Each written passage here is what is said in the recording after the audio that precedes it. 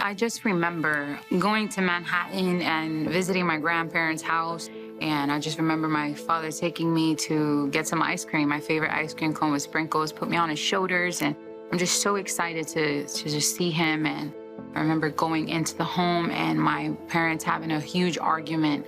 And that was it. That was the last time I saw him.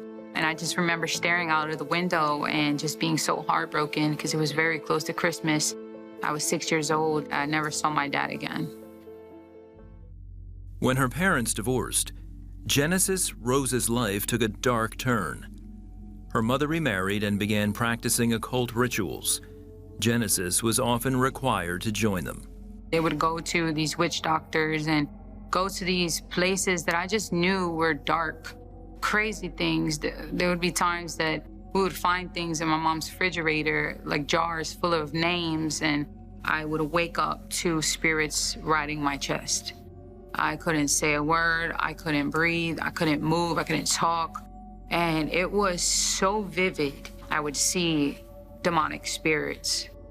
And so this is how, even more so, I knew that it was evil.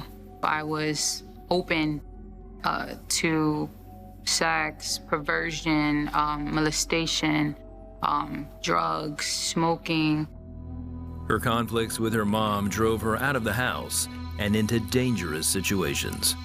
I call my sister, she doesn't pick up. I call the friend, he says, just come over. You know, your sister will be right over. And they were doing drugs. I've never been exposed to drugs ever. I ended up taking about 7 ecstasy pills. And I just remember him knocking me out and taking advantage of me.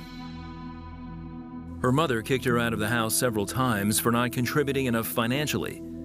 Genesis continued to use weed and alcohol to numb her pain and rejection. This was my coping mechanism for so long. I struggled with my identity, my emotions, having to shut down my emotions. They didn't matter. I was to move on with life and just never addressed the fact that my father was gone. And it hurt me. I had a lot of internal pain. For the next several years, she lived the party life, singing hip-hop music in clubs. One evening, she happened to be in the car with friends who committed several burglaries. They were caught, and she was sentenced to 40 days in jail. They said I was going to jail also because I was considered a watchman. My eyes were open to the spiritual realm. I remember the chaplain having everyone sign up to go to church. And I remember, I'm going to church. Yes, I'm going to church. After she was released, a neighbor stopped her outside her apartment. He was a Christian. And he says, little sis, let me pray for you. And this time it was different. I go to my apartment. This was a place where I was deep in depression. This is where I allowed myself to compromise with men and just allowed myself to go downhill. That day, she had an encounter with Jesus. I'm sitting on my bed and I'm crying out to God, Lord, if you are real, I need you to show me. I don't want the witchcraft. I don't want the religion. I don't want what I've seen. I want a real God. And I need you to change my life because I'm broken. I have no one.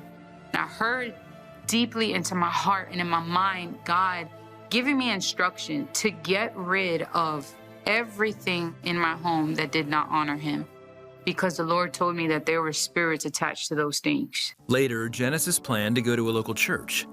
But before she left, she sat down outside her apartment.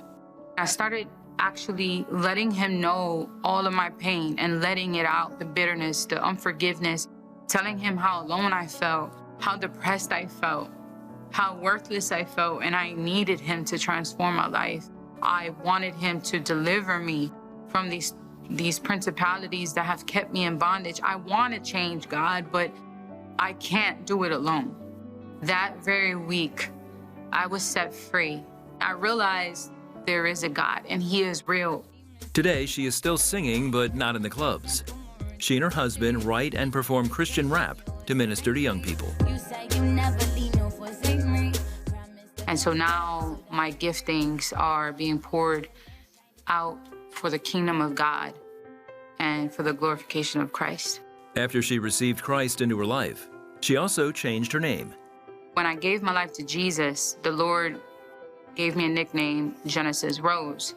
So Genesis was for new beginnings. And just like Jesus died on the cross and rose, my sins were now crucified on the cross with Jesus, and I've risen with Christ. She is also reconciled with her mother. I forgive my mom. I no longer hold any resentment. The Lord has brought me through some deep waters, and I thank God for it. I wouldn't have had it any other way. I just want to be a change for this generation to come. I want to make that difference in my children's life. And now watching my husband be a father, be what I never had, is just so amazing to see. And I'm just so thankful that God's grace is sufficient and blessed me with a family. And we want to express that God can do it in others' lives as well.